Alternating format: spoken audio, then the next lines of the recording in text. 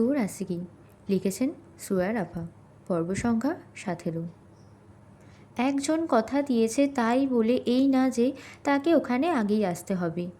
আনমনে হাজারো প্রলেপ আওড়ে প্রায় ঘন্টা দেড়েকের মতো সময় অতিবাহিত হয়ে গেল। এতক্ষণে বৃষ্টির তোড় বেড়েছে, ভিজে যাচ্ছে বসন। সহসা আর অপেক্ষা করা হলো না হৃদে। দৌড়ে গিয়ে ক্যাফের ভিতর আশ্রয় নিতেই স্থানীয় একটা আদিবাসী ছেলে হ্যাজাক নিয়ে সামনে দাঁড়ালো ওর। ঘটনার আকস্মিকতায় হৃদ একটু ধড়ফড়িয়ে উঠল। আতঙ্কে মুখ থেকে রক্ত সরে গেল তার। জর্জরিত গলায় কী শব্দটা উচ্চারণ করতেই এক চিলতে কোমল হাসি ফেরত দিল ছেলেটা। ভাঙা ভাঙা বাংলায় আওড়ালো, বৃষ্টি শুরু হয়েছে ম্যাম, আজকের মতো আমরা ক্লোজ করব। হৃদ মিলাকে অপ্রস্তুত দেখালো। সেজে গুজে কফি ডেটে এসে এইভাবে ফিরে যাওয়ার আহ্বান শুনে অস্বস্তিতে কাদা হয়ে গেল সে। মুখ ফুটে অস্পষ্ট স্বরে জানতে চাইল, আর কেউ গেস্ট নেই? ছিল একজন, বাইরে ক্যান্ডেল লাইট ডিনারের আয়োজন চলছিল, কিন্তু বৃষ্টি দেখে প্ল্যান ক্যান্সেল করেছেন। ছেলেটার কথা শুনে সরল কপাল নিমিষেই বেঁকে গেল হৃদমিলার। বাক্যটা আবারও প্রশ্নের স্বরে ফেরত দিয়ে বলল, বৃষ্টি দেখে? ছেলেটা ভাবনায় পড়ে গেল।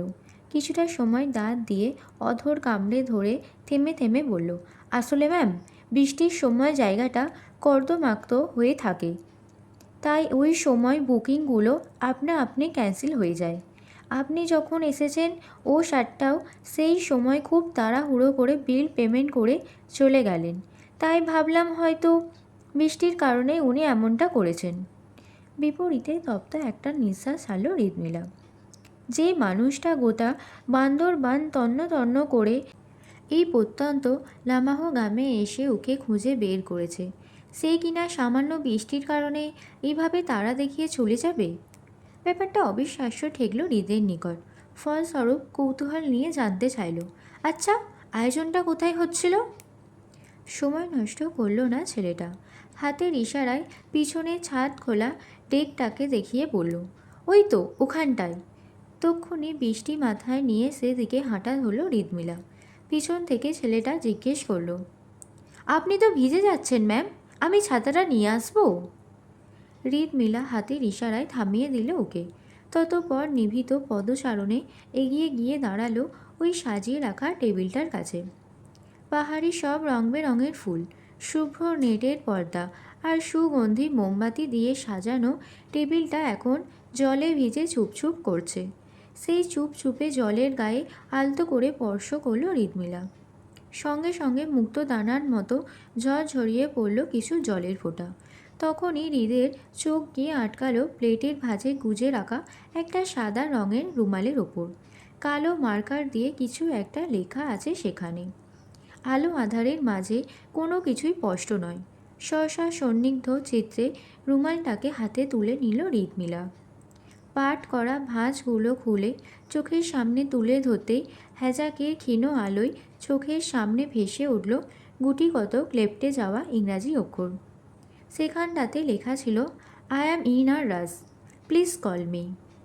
তারপর একটা বিদেশি নাম্বার টুকে রাখা, ব্যাস এইটুকু। চিরকুটটাতে চোখ বোলানো মাত্রই স্তব্ধ এক অভিমান জেঁকে বসল হৃদের ভিতর। বৃষ্টিতে ভিজে কাগজের মতো ফ্যাকাশে হয়ে যাওয়া মুখে তখন আষাঢ়ে আধার। চোখের কোটর চিকচিক করছে প্রত্যাখ্যান নামক সূক্ষ্ম এক অভিমানে। ঝাপসা চোখে রুমালটাকে আরও একবার দেখল হৃদ। ততপর বেদনার ঊর্ধ্বস্বরে বলে উঠল, আপনার এতটাই তাড়া যে নিজের নামটা অবধি লিখে যেতে পারেননি? আর না তো একটাবার চেষ্টা করেছেন আমার নাম জানার। তাহলে কন্ট্যাক্ট নাম্বার কেন লিখে দিয়ে গেলেন? দায়মুক্ত হওয়ার জন্য? কিন্তু আমি তো অতটাও উদার নই মিস্টার মিষ্টি। কোনো দিনও দায়মুক্ত করব না আমি আপনাকে।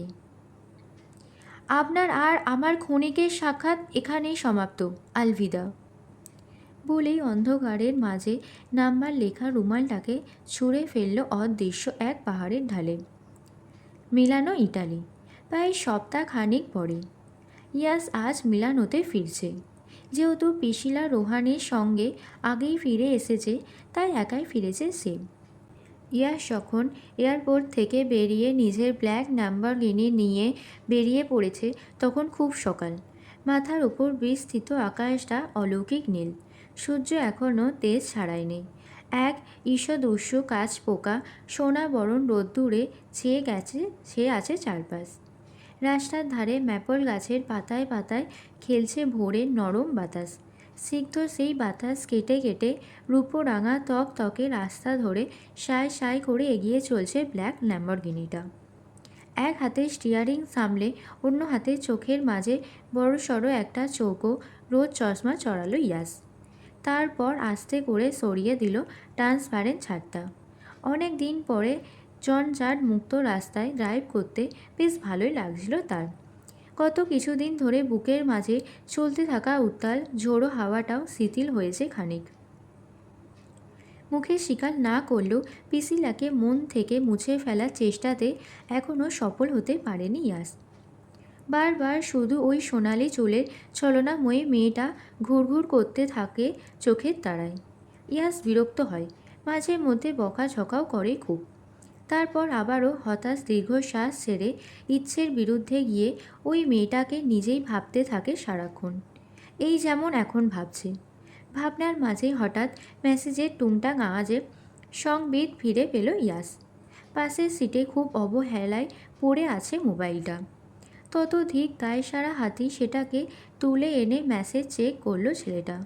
অপরিচিত নাম্বার, তবে প্রোফাইল অপশনে নিভানের হাস্যোজ্জ্বল চেহারাটা ভাসছে। সেটা দেখা মাত্রই চোখে মুখে মেঘ থমথমে আধার খেয়ে গেল ইয়াসের। তাদের দাঁত পিষে আওড়ালো। দিস এসহোল। বিরক্ত হয়ে ফোনটা ফেলেই দিচ্ছিল প্রায়। তারপর আবারও কি ভেবে যেন মত বদলালো। নোটিফিকেশান বার থেকে বেরিয়ে সরাসরি মেসেজ অপশানে ঢুকলো। প্রোফাইলটা খুলে ধরতেই চোখের সামনে ভেসে উঠল পেন্সিলে আঁকা অসম্পূর্ণ একটা স্কেচ। ইয়াসের কপাল কুঁচকে গেল। এটা কেন পাঠিয়েছে নিভান? তারপর আরেকটু ভালোভাবে পর্যবেক্ষণ করে বুঝল স্কেচে আঁকা ব্যক্তিটি আসলে সে নিজেই। পৌরেসে আবিষ্ট মুখ, তীক্ষ্ণ চাহনি, ঠোঁটের নিচের তিল, এমনকি লিপ পিয়ার্সিং দুটো যোগ করা হয়েছে এখানে। আর্টিস্ট ব্যক্তিটি যে ইয়াসকে খুব সূক্ষ্মভাবে পর্যবেক্ষণ করেছে তা আর বলার অপেক্ষা রাখেনি। কিন্তু কে তৈরি করেছে এত ভালো পোর্ট্রেট? কার হাতের জাদু এটা? মনের মাঝে প্রশ্নটা উকি দিতেই পরপর আরও কয়েকটা মেসেজ আসলো ফোনে। তাতে লেখা, সেদিন পিসিলাকে আমার ছবি আঁকতে বলেছিলাম। Then she gaze it. Do you think this looks like me? থমকে গেল ইয়াস। কুঁচকে থাকা কপালটা সরল হয়ে উঠল এক নিমেষে। প্রিসি? ততপর দু ঠোঁটের ফাঁক দিয়ে অদ্ভুতভাবে ছিটকে বেরিয়ে এলো নামটা। পর মুহূর্তে আবারও মেসেজ পাঠালো Nivan. I think she is in love with this man, that's why she cage it. শেষ মেসেজটা কোনো মতে সিন করে মোবাইলটা আবারও আগের জায়গায় রেখে দিল ইয়াস। ততপর ঝড়ের বেগে স্টিয়ারিং ঘুরিয়ে ইউটার্ন নিল মাঝ রাস্তায়। পরবর্তী পদক্ষেপগুলো ছিল তার বেপরোয়া উদ্ভ্রান্তের মতো। ট্রাফিক পুলিশের তোয়াক্কা না করে স্পিডোমিটারে 100-র ওপর গতি তুলে ফেলল ইয়াস। ল্যাম্বরগিনির অস্বাভাবিক গতিবিধি থেকে আশেপাশে সকলের যেন চোখ ধাঁধিয়ে গেল। ডিউটি অফিসার আজকেও সিসিটিভি ফুটেজ দেখে দাঁত খিচিয়ে উঠল। ডেস্কের ওপর সজোরে একটা চাপড় মেরে বিরক্তি স্বরে বলে উঠলেন, ফাক, ইটস ইয়াস ইউভান এগেন। চোখের পলকে পেরিয়ে গেল কিলোর পর কিলো। আশেপাশে শয়ে শয়ে চলন্ত গাড়িকে টপাটপ পিছনে ফেলে মাত্র কয়েক মিনিটের মাথায় স্লোফ্যাক্স ম্যানরের সামনে এসে থামল ল্যাম্বরগিনিটা। ইয়াস জানে ওর পিছনে পুলিশ ধাওয়া করছে, হয়তো চলেও আসবে কয়েক মিনিটের মধ্যে। তাই গাড়ি থেকে নেমে সিটের ওপর একটা ডলারের বান্ডিল ছুঁড়ে মারল সে। ততপর ছোট্ট একটা স্টিকি নোট লিখে সেটা লাগিয়ে দিয়ে গেল গাড়ির ওপর। Take it as a fine and sorry for my mistake. সদর দরজা ঠেলে হল রুমে পা রাখতেই চিরাচরিত হোয়াইট ল্যাভেন্ডারের সিগ্ধ সুবাসটা বিমত্ত করল ইয়াসকে। এই সিগ্ধটা ইয়াসের জন্য বরাবরই স্টেট রিমুভাল হিসেবে কাজ করে। যতবারই বাড়িতে ঢোকে ততবারই মায়ের আঁচলের মতো একটা কাঁচা মিঠে অনুভব সর্বদা আবিষ্ট করে রাখে ওকে। আজকেও তার ব্যতিক্রম নয়। তবে আজকে রিয়াজ ইউহান একেবারে অন্যরকম এক সত্তা নিয়ে ঢুকলো বাড়িতে। ভিতরে গিয়ে দোতলায় যাওয়ার আর তর সইল না। হল রুম থেকেই গলা চিরে রাখতে আরম্ভ করলো প্রিসিলাকে। প্রিসি, এই প্রিসি! ডাকতে ডাকতে সিঁড়ি ভেঙে ওপরে উঠতেই যাচ্ছিল, তক্ষুনি পাশ থেকে ভেসে এলো এক রাশভারী ভরাট কণ্ঠস্বর। প্রিসি নেই! বজ্র হাতের ন্যায় পাশ ঘুরল ইয়াস। দেখল তুষার বসে আছে কাউচের ওপর।